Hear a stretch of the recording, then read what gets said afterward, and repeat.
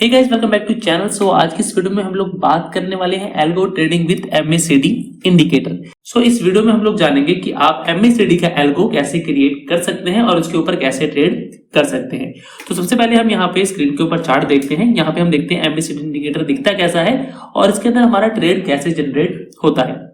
तो यहाँ पे हम लोग बात करने वाले हैं इक्विटी की, क्योंकि ऑप्शंस के ऊपर ऑलरेडी मैं बता चुका हूं आप लोगों को कि ऑप्शन के ऊपर आपको MACD को कैसे यूज करना है।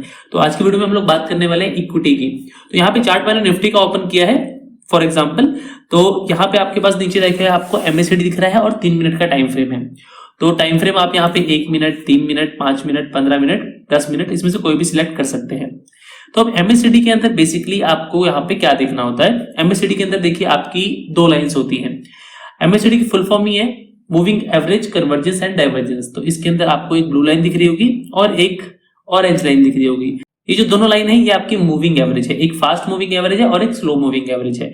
और ये मूविंग एवरेज कितने की है, अगर आप यहाँ पे सेटिंग पे जाएंगे, यहाँ पे आपको दिखेगा, यहाँ पे इनपुट्स के अंदर देखिए आपकी जो स्लो लेंथ है वो है 26 की और जो फास्ट लेंथ है वो है 12 की। मतलब कि जो आपकी ये 12 है ये फास्ट मूविंग एवरेज है और जो 26 है ये आपकी स्लो मूविंग एवरेज है।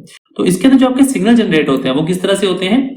यहाँ पे अगर आपकी जो ब्लू लाइन है, मतलब कि फास्ट लाइन जो है वो स्लो लाइन को, मतलब कि ऑरेंज लाइन को जब ऊपर की तरफ क्रॉस करती है या फिर इसके ऑलरेडी ऊपर है, तो हम यहाँ पे बाय का ट्रेड इनिशिएट करते हैं। और इसका रिवर्स सेल का ट्रेड आपका कब जनरेट होता है, जब आपकी फास्ट मूविंग एवरेज, मतलब कि जो ब्लू लाइन है ये ऑरेंज लाइन को नीचे की तरफ क्रॉस करती है। तो सिंपल सा इसके अंदर आपका काम रहता है। हिस्टोग्राम को हम यहाँ पे अभी नहीं लेंगे। और दूसरा तरीका भी होता है कि अगर आपको यहाँ पे करना है कि आपकी जो मूविंग एवरेज है वो क्रॉस तो हुआ, बट आपकी जो वैल्यू है मूविंग एवरेज की वो किसी वैल्यू से ऊपर होनी चाहिए। यहाँ पे आपको देखिए वैल्यू दिख रही होगी, जैसे 0 की वैल्यू है तो ये हिस्टोग्राम की जो मिडल वाली लाइन है वो है। अगर आपको इसके ऊपर लेना है तो आप यहाँ पे कंडीशन भी लगा सकते हैं कि आपकी 0 से ऊपर की वैल्यू होनी चाहिए, या फिर -5, -10, -7 जो भी वैल्यू है आप यहाँ पे लगा सकते हैं। तो अभी हमने सीखा कि MACD के अंदर सिग्नल जनरेट कैसे होता है। यहाँ पे आपका लॉन्ग का सिग्नल जनरेट होगा और यहाँ पे आपका शॉर्ट का सिग्नल जनरेट होगा। अब इसी चीज को आपको एल्गो में क्रिएट करना है कि आप इससे एल्गो ट्रेडिंग कर सकें, तो आप उसे कैसे करेंगे उसके लिए आप चलेंगे यहाँ पे रोमैटिक के टूल के ऊपर। लेकिन उससे पहले अगर आपने मेरा टेलीग्राम चैनल ज्वाइन नहीं किया है तो आप ज्वाइन कर लीजिए। वहां पे मैं डेली अपनी जो स्ट्रेटजीज हैं, जो मेरी बैक टेस्टेड स्ट्रेटजीज हैं, जो कि पिछले 2 से 3 सालों से चल रही हैं, उनकी जो डेली रिजल्ट है वो मैं वहां पे पोस्ट करता हूं। तो अगर आप उनमें से कोई स्ट्रेटजी यूज करना चाहते हैं तो आप उसमें से कर सकते हैं। तो उसके लिए आप मुझे मेरे व्हाट्सएप पे कांटेक्ट कर सकते हैं, जो नंबर की आपको इसी वीडियो के डिस्क्रिप्शन बॉक्स में मिल जाएगा। तो टेलीग्राम का लिंक भी जो है वो भी आपको डिस्क्रिप्शन बॉक्स में ही मिल जाएगा। तो हम टूल के ऊपर चलते हैं, रोमैटिक के ऊपर, जहां पे हम स्ट्रेटजी को क्रिएट करेंगे। तो सबसे पहले मैंने आपको बताया हम इक्विटीज के ऊपर स्ट्रेटजी बनाएंगे। यहाँ पे आपको इक्विटीज पे क्लिक करना है। इक्विटी के अंदर आप इस एक स्ट्रेटजी के अंदर मैक्सिमम 5 स्टॉक्स अपने ऐड कर सकते हैं। तो मैं फॉर एग्जांपल के लिए सिर्फ एक स्टॉक यहाँ पे ऐड कर रहा हूँ, स्टेट बैंक ऑफ इंडिया। अब state bank of India add किया, यहाँ पे आप इसकी क्वांटिटी डाल सकते हैं। आपको 10 क्वांटिटी में काम करना है, 100 में करना है, 1000 में करना है, जिस भी क्वांटिटी में आपको काम करना है यहाँ पे आप उसको डाल सकते हैं। इसके नेक्स्ट ऑप्शन आता है टाइम बेस्ड, इंडिकेटर बेस्ड और प्राइस एक्शन। इसके अंदर से आपको इंडिकेटर बेस्ड सिलेक्ट करना है।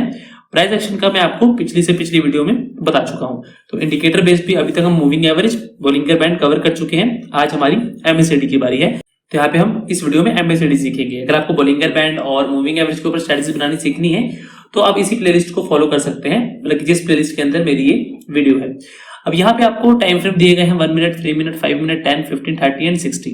तो यहाँ पे हम 3 मिनट्स के ऊपर काम करेंगे और हमारा जो टोटल स्ट्रेटजी है वो इंट्राडे होने वाली है। यहाँ पे आप सिर्फ इंट्राडे कर सकते हैं। अभी CNC और BTST अवेलेबल नहीं है, वो कमिंग सून है। कब तक होगी, जब होगी मैं उसके ऊपर वीडियो जरूर बनाऊंगा, लेकिन अभी के लिए फिलहाल सिर्फ इंट्राडे है। यहाँ पे आपका ट्रांजैक्शन टाइप आता है कि आपको लॉन्ग और शॉर्ट दोनों जाना है, या फिर सिर्फ लॉन्ग जाना है, या फिर सिर्फ शॉर्ट जाना है। तो यहाँ पे हम लॉन्ग एंड शॉर्ट, मतलब कि बोथ साइड जाएंगे। कैंडल टाइप आप हैकिनाशी या फिर नॉर्मल कैंडल स्टिक रख सकते हैं। तो यहाँ पे हम कैंडल स्टिक के साथ ही जाएंगे। स्टार्ट टाइम आपको यहाँ पे कर देना है 9:15, ताकि आपकी फर्स्ट 3 मिनट की कैंडल यहाँ पे मिस ना हो। स्क्वायर ऑफ टाइम हमारा 15-15 रहेगा। आगे ट्रेडिंग डेज है, किस दिन आपको ट्रेडिंग करनी है, किस दिन नहीं करनी है, वो आप यहाँ पे सिलेक्ट या फिर अनसिलेक्ट कर सकते हैं। अब यहाँ पे आपकी बनेगी कंडीशन।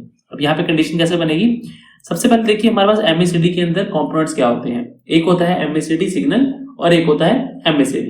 तो यहाँ पे जो MACD सिग्नल होता है वो होता है स्लो वाला, और जो MACD होता है वो होता है फास्ट वाला मूविंग एवरेज।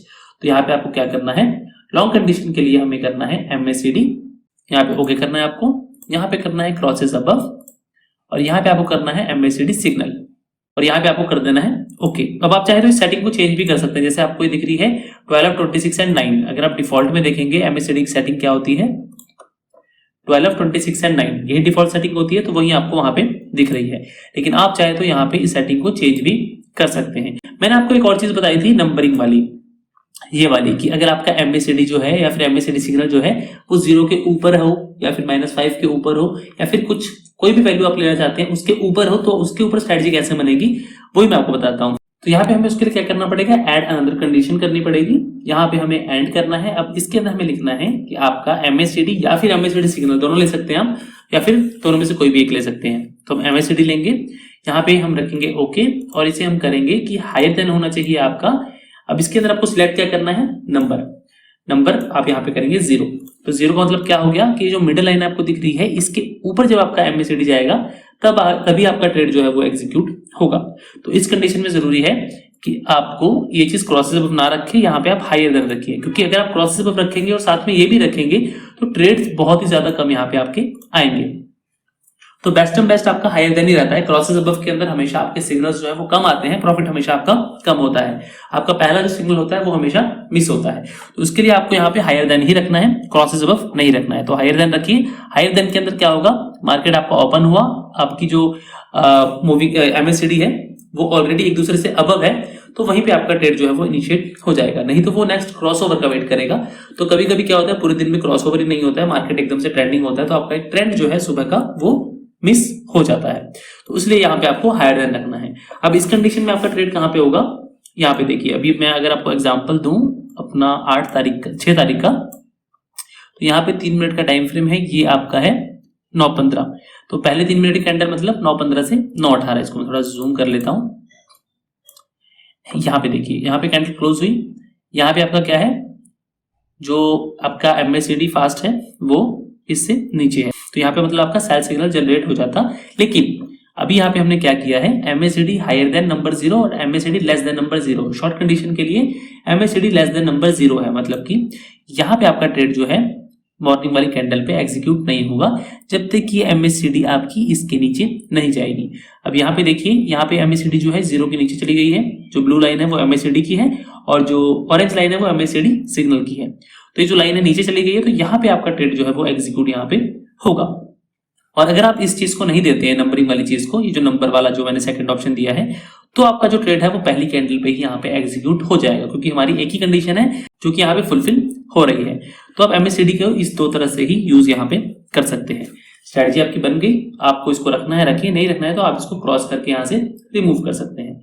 अभी एग्जिट कंडीशन में आपको बताया कि पिछली वीडियो में बताया था, अगर आपको एग्जिट सपोज कीजिए MACD पे आपने एंट्री ली, लेकिन एग्जिट आपको मूविंग एवरेज पे करना है या फिर आपको किसी और इंडिकेटर पे भी पे एग्जिट करना है, किसी और इंडिकेटर पे अगर आपको एग्जिट करना है, तो यहाँ पे आप एग्जिट कंडीशन पे क्लिक करके वो एग्जिट कंडीशन यहाँ पे डाल सकते हैं।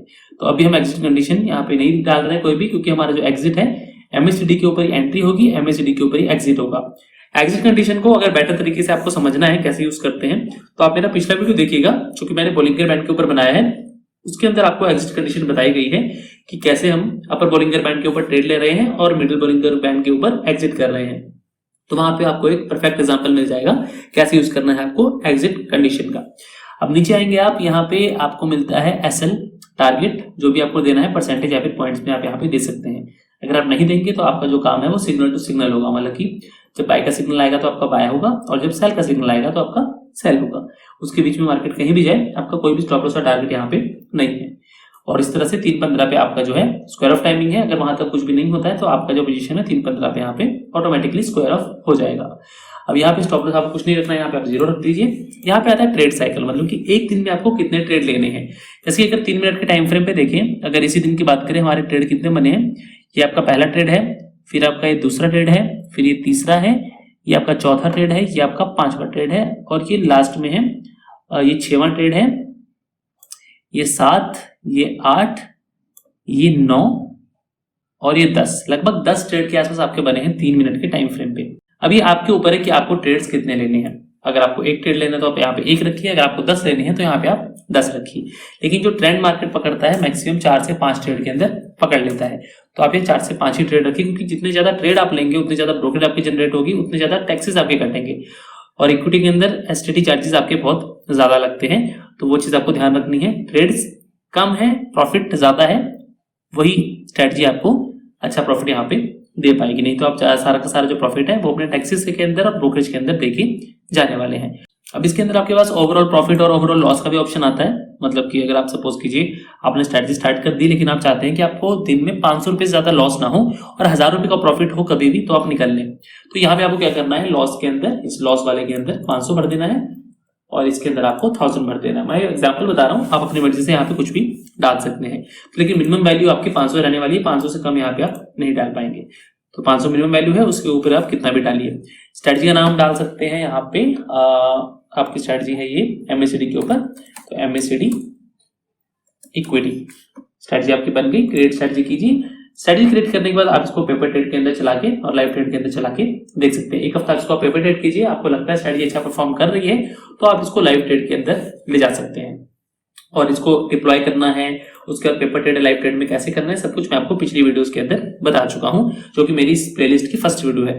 तो उसको आप देखेंगे तो आपको एल्गो चलाना आ जाएगा कि एल्गो को किस तरह से आपको यहाँ पे इस्तेमाल करना है।